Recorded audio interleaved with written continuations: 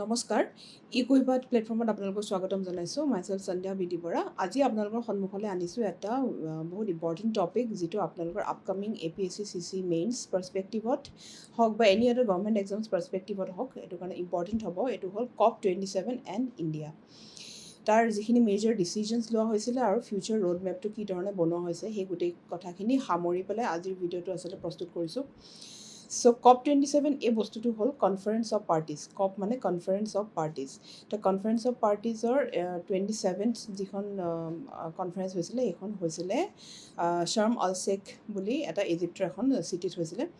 So সেই চিটিখনত এই conference of পাৰ্টিজত কি ধৰণৰ কথাবাৰ্তা হ'ল বা তাত আমাৰ ইণ্ডিয়াৰ ৰোলটো কি হয় সেই কথাখিনি সামৰিব লাগিব আজি ক্লাছটোত so first of all COP27 যিটো কনফাৰেন্স অফ পাৰ্টিজ হয় এই বস্তুটো ৰিলেট হৈ আছে এটা টপিকৰ লগত সেইটো হ'ল ক্লাইমেট চেঞ্জ তো ক্লাইমেট চেঞ্জ ক্লাইমেট জাষ্টিছ এই বস্তুবিলাক প্ৰথমতে কি হয় আমি জানি ল'ব লাগিব then will proceed towards the direct COP27ত কি হ'ল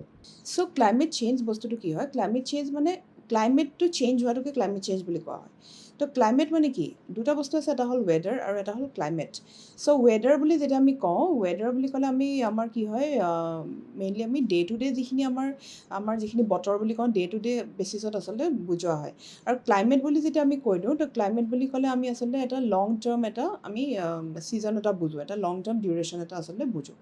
সো লং টাৰ্মত যদি টেম্পাৰেচাৰ বা নৰ্মেল যিটো ৱেডাৰ পেটাৰ্ণ থাকিব লাগে এটা ৰিজনত সেইটো যদি চেঞ্জ হয় এইটো কোৱা হয় যে ক্লাইমেট চেঞ্জ হৈছে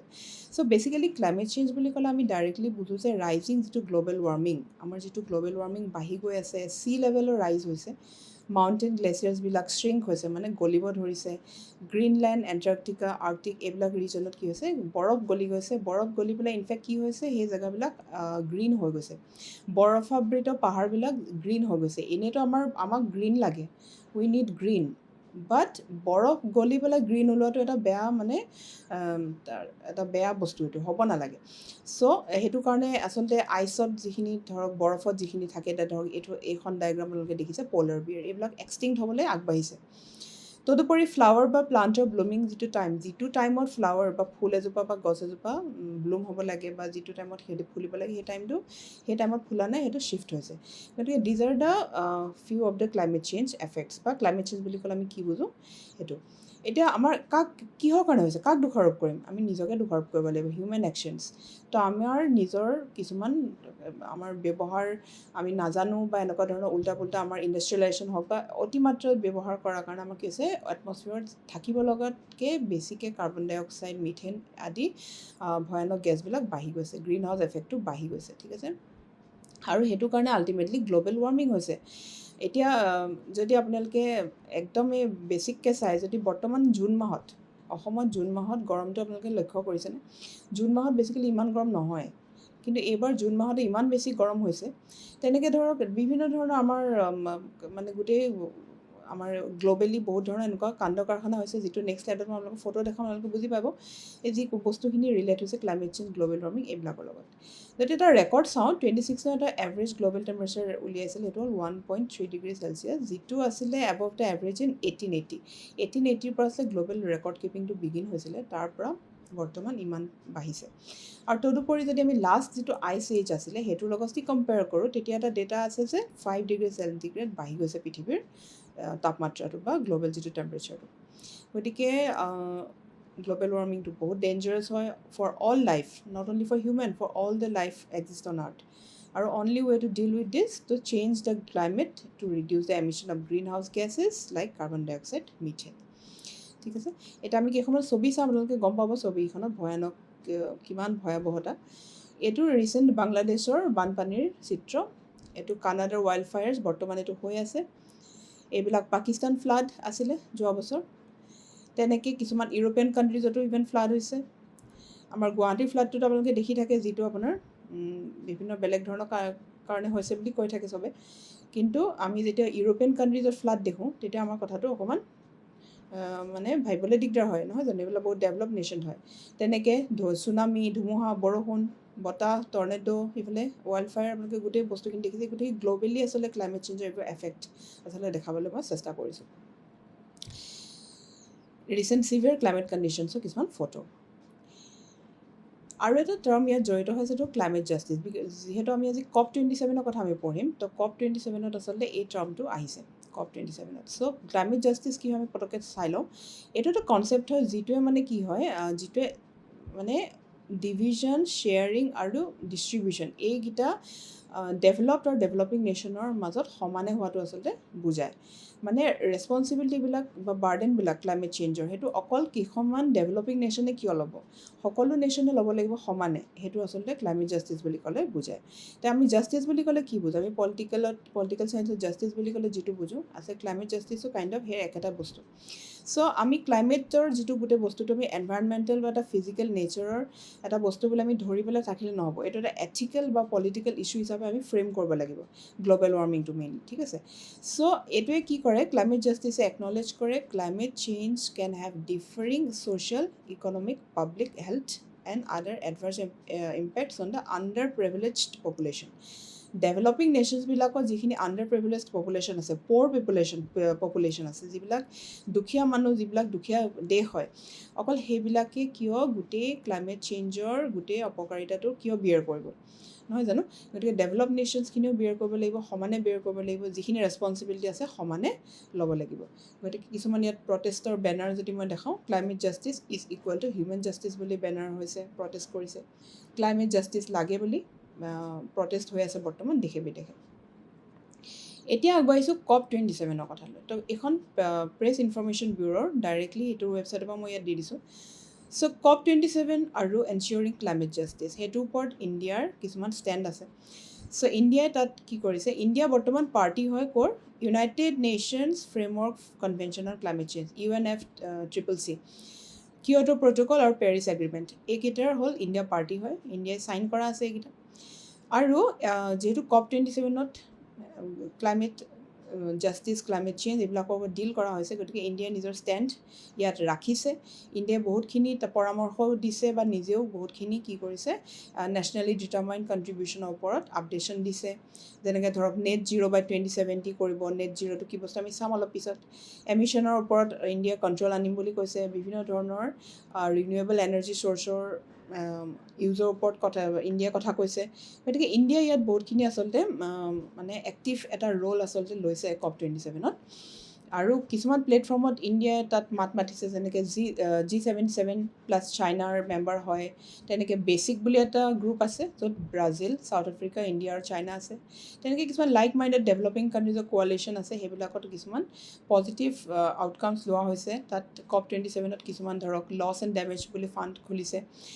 ফাণ্ডৰ কথা বাৰ্তা হৈছে। গতিকে এই গোটেইবিলাকত ইণ্ডিয়াৰ ৰ'লটো বহুত এক্টিভ হয়, আমি আজি সেইটোকে চাম। চ' COP27 ইজিপ্ত, COP27টো কি হয়, COP27 কাণ্ট্ৰিজবিলাক একেলগে আহিছে এটা কালেক্টিভ ক্লাইমেট গ'লছৰ ওপৰত এগ্ৰিমেণ্ট কৰিবৰ কাৰণে, যিটো অলৰেডি পেৰিছ এগ্ৰিমেণ্টত বা কনভেনশ্যনত অলৰেডি এইটো ৰেটিফাই কৰিছিলে। চ' সেইটোৰ ওপৰত একেলগে কাম কৰিম বুলি আচলতে COP27ত কাণ্ট্ৰিজবিলাকে ডিছকাছ কৰিছে। আৰু এইটো হৈছে ক'ত, ইজিপ্তৰ শৰ্ম আল শ্বেখ বুলি জেগাটোত, চিটিখনত। আৰু মাৰাকেচ 26 মাৰাকেচত হৈছিলে মৰক্কোৰ, তাৰপিছত এখন first COP to be held in the developing country. So' ইয়াতে আমি কিছুমান বস্তু আমি দেখি পাম। এতিয়া মেজৰ টেক এৱেজ ফ্ৰম COP27 যিটো 22ত হৈছিলে, এই COP27ৰ মেজৰ টেক এৱেজবিলাকৰ পাছত চাওঁ। এটা হ'ল লছ এণ্ড ডেমেজ ফাণ্ড। তো লছ এণ্ড ডেমেজ ফাণ্ডটো কি হয়, যে যিবিলাক ক্লাইমেট চেঞ্জৰ কাৰণে যিকেইখন মই ফটো দেখালোঁ, তাত আপোনালোকে দেখিবলৈ পাইছে যে যিখিনি লছ হৈছে সেইখিনিৰ বা যিখিনি ডেমেজ হৈছে সেইখিনি কোনে কম্পেনছেট কৰিব। কম্পেনছেট কৰাটো ডেভেলপিং নেশ্যন এখনৰ কাৰণে পচিবলেই নহয় জানো। এটাতো সিহঁতি পূৰা গোটেই তাহাঁতৰ চূৰ্ণ বিচূৰ্ণ হৈ গৈছে, গোটেই তাহাঁতৰ প্ৰপাৰ্টি, মানুহ গোটেই চব লছ হৈছে, তাৰ ওপৰত সিহঁতি এইটো কম্পেনছেট কেনেকৈ কৰিব। চ' কম্পেনছেট কৰিবৰ কাৰণে কি কৰিব লাগিব, ডেভেলপ নেশ্যনছবিলাকে যিবিলাকৰ একো অপকাৰ হোৱা নাই এতিয়ালৈকে ক্লাইমেট চেঞ্জৰ কাৰণে, সেইবিলাকে আচলতে এটা ফাণ্ড প্ৰস্তুত কৰিব, যাতে ফৰ এক্সাম্পল পাকিস্তান ফ্লাড হৈছিলে বহুত বেয়াকৈ, তো পাকিস্তানৰ ইকনমি তাত বহুত বেয়াকৈ হাৰ্ম হৈছে। চ' সেইটো ফাণ্ডটো কোনে দিব, ডেভেলপ নেশ্যনে দিব। চ' তেনেকুৱা টাইপৰ কিছুমান লছ এণ্ড ডেমেজ ফাণ্ডৰ কথা আচলতে পতা হৈছে, যিটো এটা ফাইনেন্সিং মেকানিজিম হয় to compensate the most vulnerable countries from the climate linked disasters. Climate link ডিজাষ্টাৰৰ পৰা আচলতে হেল্প কৰিবৰ কাৰণে, উঠিবৰ কাৰণে, ইকনমিটো বনাবৰ কাৰণে কিছুমান এটা ফাইনেন্সিং মেকানিজিম আচলতে বনোৱাৰ কথা কোৱা হৈছে। তেনেকৈ আমি আৰু কেইটামান চাম। এৱেৰ বুলি এটা আছে, যিটো হ'ল Action on water adaptation and resilience. তেনেকৈ IRAF বুলি আছে, এইখিনি আমি এটা এটাকৈ চাই ল'ম। তাৰপিছত ইণ্ডিয়াৰ ৰ'লখিনিও আমি এটা এটাকৈ চাই ল'ম নেক্সট যিখন শ্লাইড আছে তাত। Action on water adaptation and resilience initiative, যিটো ইন শ্বৰ্ট কোৱা হয় AWARE। চ' AWARE বুলি যিটো কোৱা হৈছে, তো এইটোৱে কাম কৰে কি, it has been launch to reflect the importance of water. ৱাটাৰৰ ইম্পৰ্টেঞ্চটো আচলতে ৰাখি পেলাই এইটো ইনিচিয়েটিভ আচলতে লোৱা হৈছে as a key climate change problem and potential solution. So' ৱাটাৰটোৰ ওপৰত কেনেকৈ আমি কাম কৰিব পাৰোঁ, ক্লাইমেট চেঞ্জত যিটো ৱাটাৰৰ ওপৰত যাতে আমি ইম্পৰ্টেঞ্চটো দি পেলাই আমি গোটেই কামখিনি কৰিব পাৰোঁ, সেইটোৰ ওপৰত আচলতে AWAREটো ইনিচিয়েটিভ লোৱা হৈছে, ৱাটাৰ এডাপ্টেশ্যন এণ্ড ৰেজিলিয়েঞ্চ ইনিচিয়েটিভ। আমি বহুত চমুকৈ চাই লৈছোঁ গোটেই বস্তুখিনি, বহুত ডিটেইলছত আমি নাযাওঁ। তাৰপিছত আছে infrastructure resilience accelerator fund, IRAF বুলি এটা আছে, সেইটো হ'ল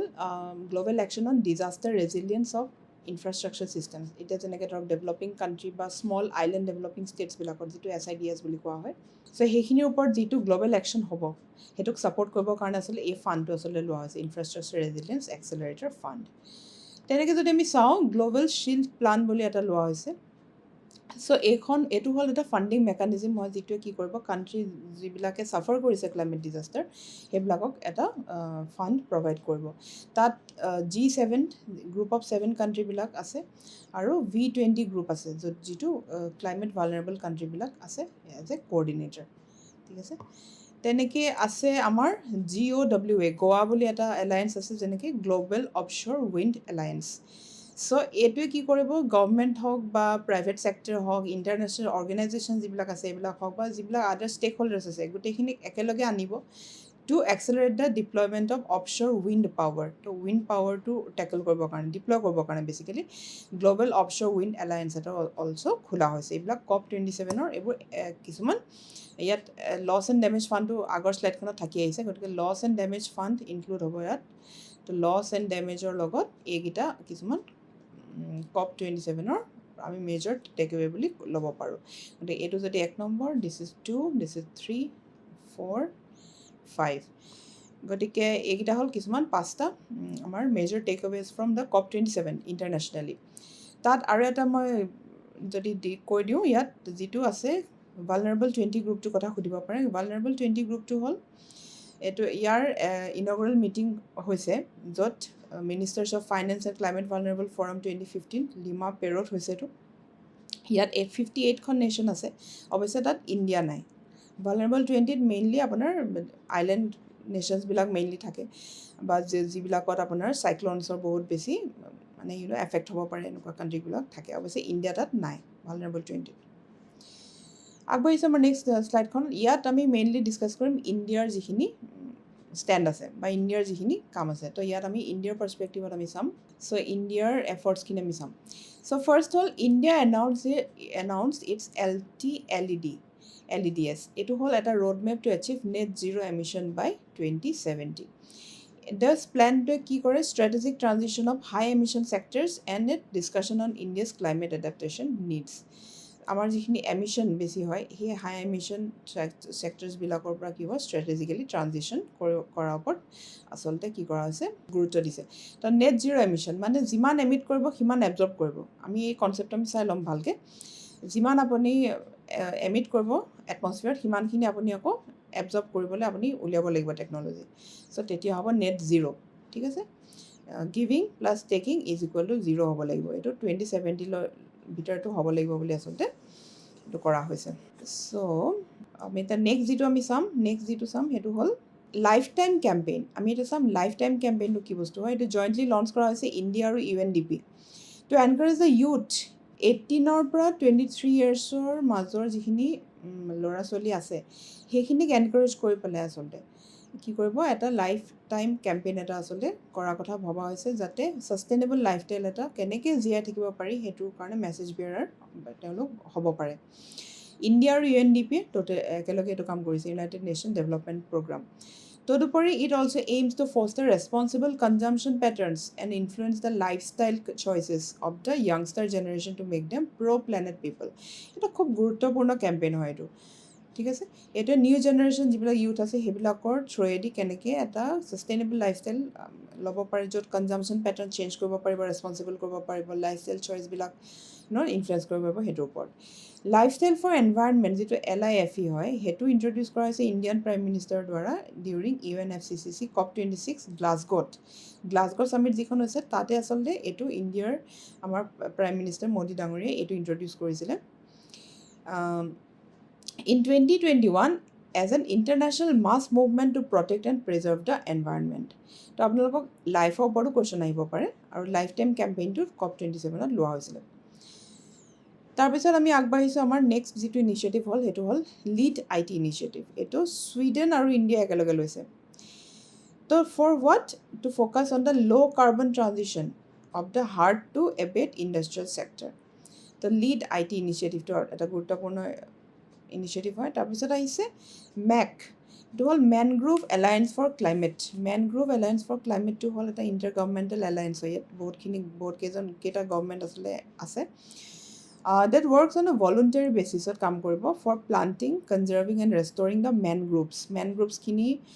বচাবৰ কাৰণে এতিয়া mangroves-খিনিৰ কিমান বেছি গুৰুত্ব আছে কোষ্টেল ৰিজনবিলাকত সেইটো আপোনালোকে জানে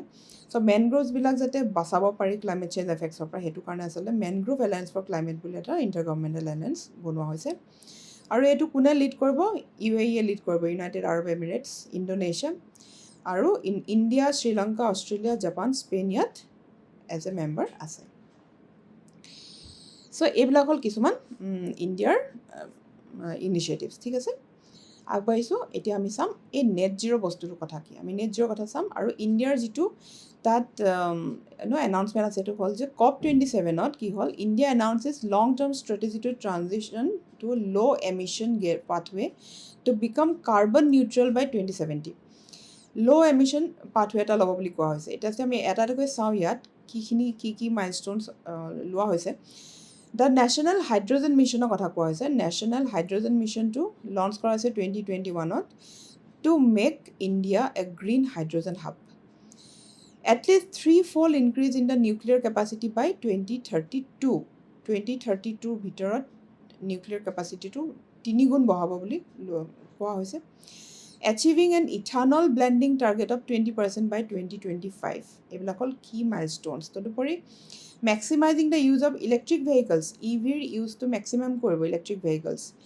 to increase public transport increased climate finance to be provided by developed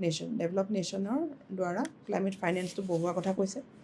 long-term strategy aims at keeping global temperatures well below 2 degrees Celsius and ambitiously 1.5 degrees Celsius by the century end. এইটোতো Paris climate এগ্ৰিমেণ্টৰে চুক্তি হয় Paris climate এগ্ৰিমেণ্টত এইটো লোৱা হৈছে তাৰ action প্লেনটোৰ কাৰণে আচলতে এতিয়া বৰ্তমান COP27ত এইটো বস্তু কৰা হৈছে যে গ্ল'বেল যিটো টেম্পাৰেচাৰ আছে এভাৰেজ গ্ল'বেল টেম্পাৰেচাৰটো 2 ডিগ্ৰী বা 1.5 ডিগ্ৰী at max 2 degree বা most preferably 1.5 degree centigrade ভিতৰত ৰাখিব লাগিব by the end of 21st century গতিকে এইখিনি কথা ইণ্ডিয়াৰ নেট জিৰ' কাৰণে কোৱা হৈছে এটা নেট জিৰ' বস্তুটো কি নেট জিৰ' বস্তুটো হ'ল যদি পিক্টৰিয়েলি কওঁ মেজাৰ্ছ টু লোৱাৰ এমিশ্যনছ যেনেকৈ ধৰক invest in green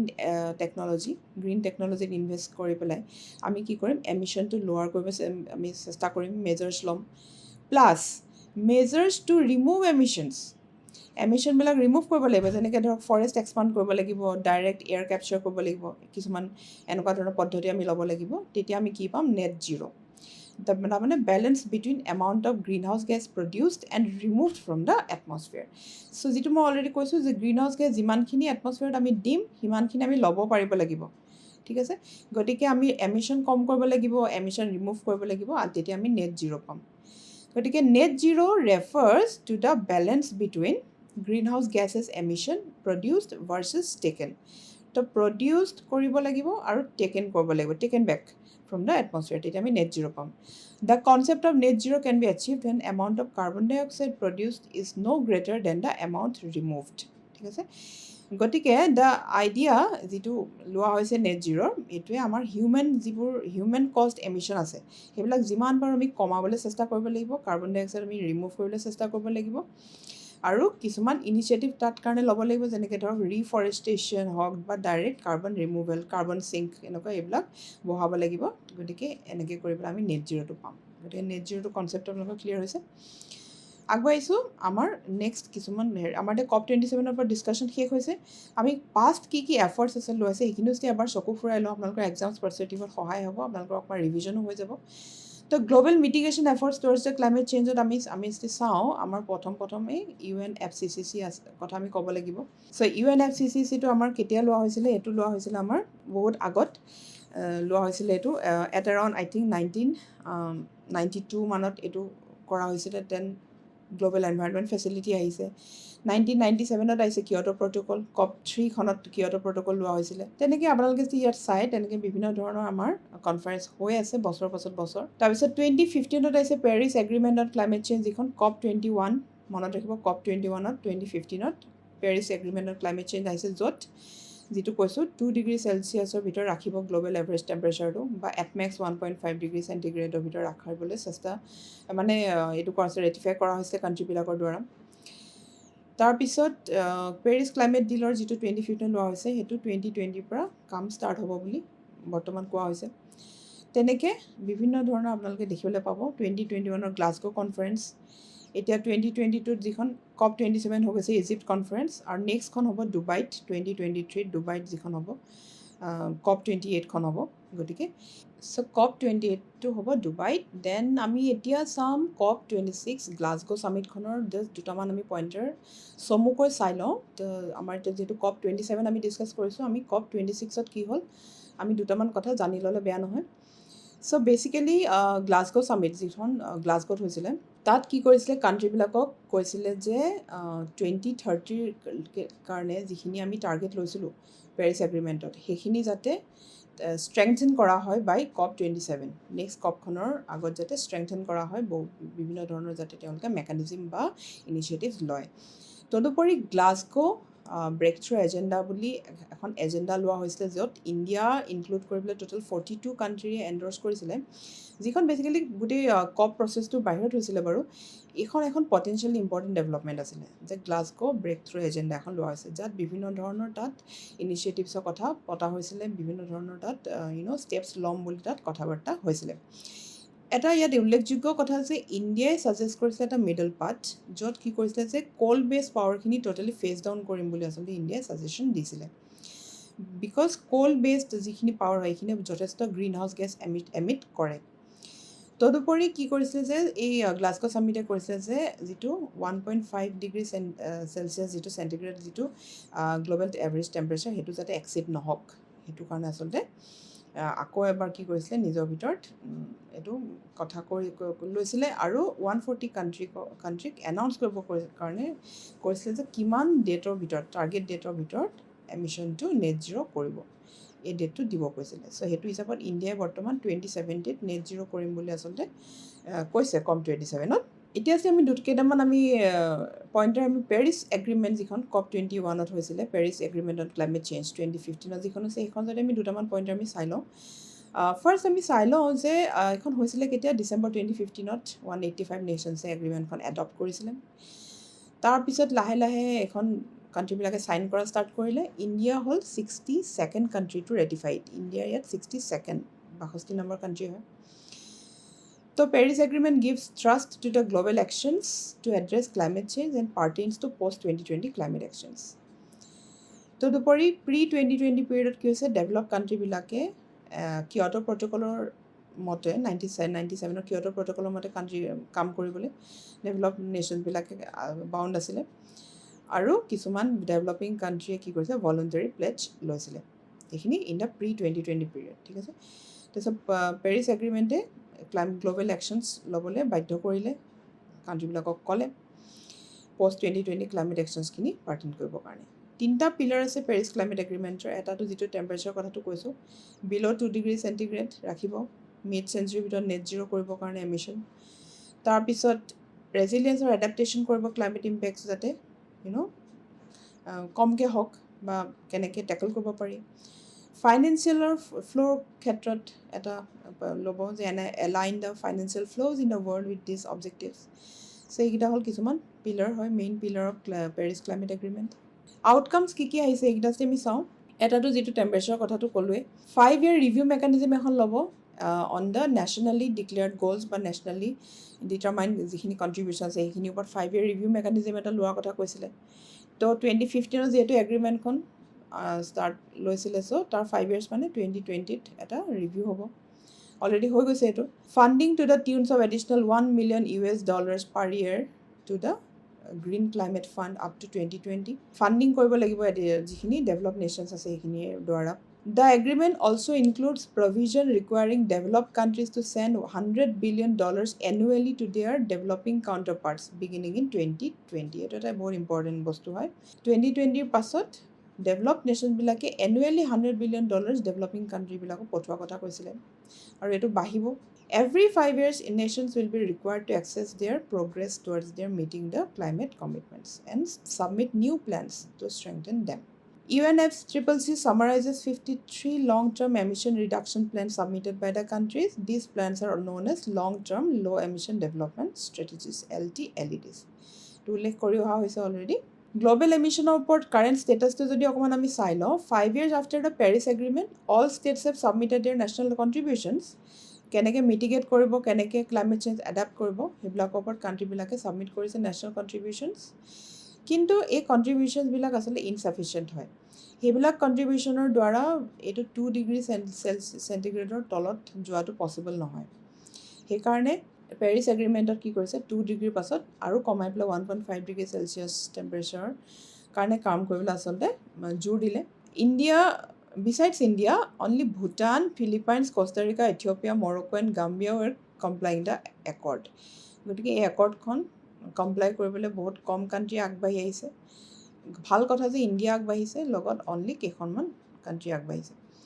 China has the highest greenhouse gas emissions 30% while United States contributes 13.5